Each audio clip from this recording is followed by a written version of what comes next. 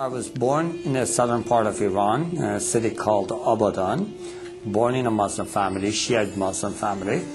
My grandfather was a Muslim leader, and he had 19 children, and out of 19 children, he had 84 grandchildren. And obviously, he had to choose one to carry the spiritual pattern of the life and the teachings for the next generation.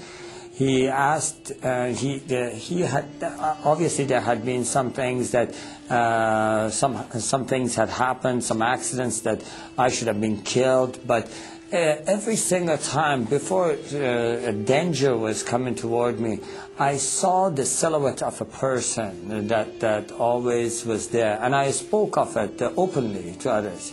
And my grandfather took that sign, obviously, that there is the spiritual leaders of Islam are looking over this boy, and they are protecting him.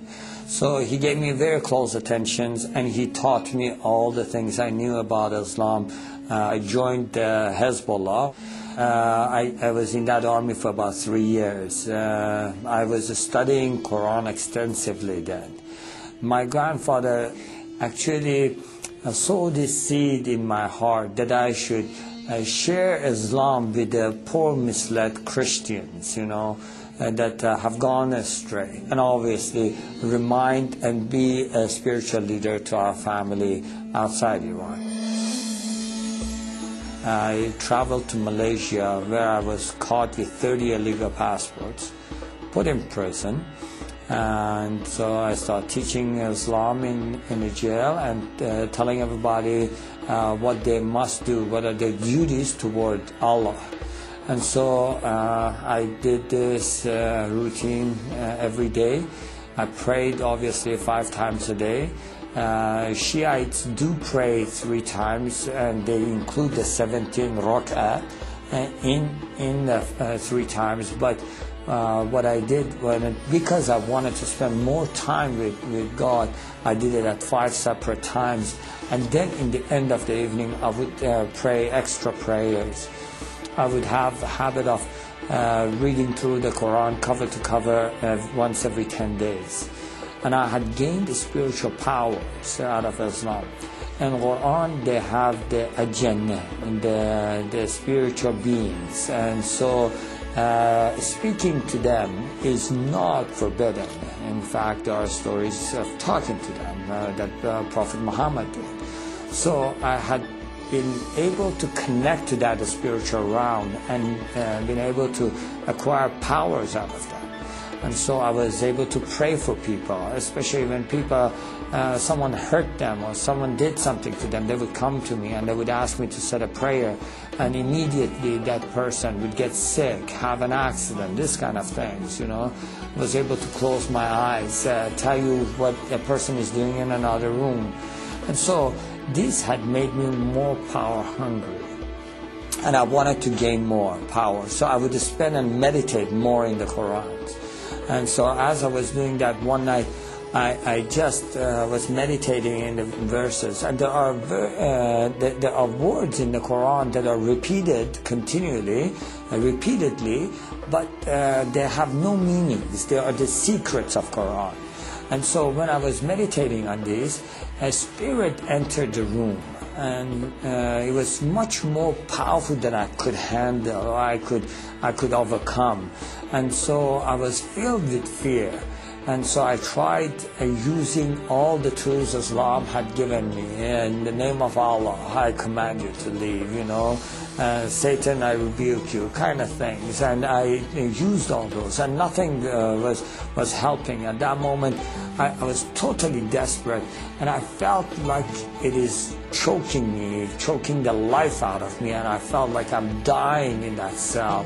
And I just cried out to the heavens, and I said, God, in Farsi, Khuda, help me. And immediately I heard a voice, just as clear as you hear my voice today, saying, bring the name of Jesus. And at that moment, I really seriously did not give it 1 second of thought.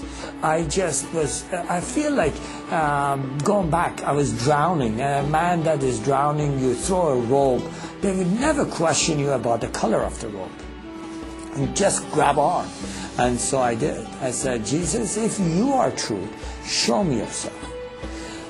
And to this day, I have no idea. Obviously, going back, I'm thinking, why did you word it that way? Why didn't you just say, Jesus, help me? I don't know why, but that's the way it came out. And before I was finished with the sentence, everything was back to normal. Now, that was not my conversion. That was the beginning of my confusion. Why would Jesus help a Muslim?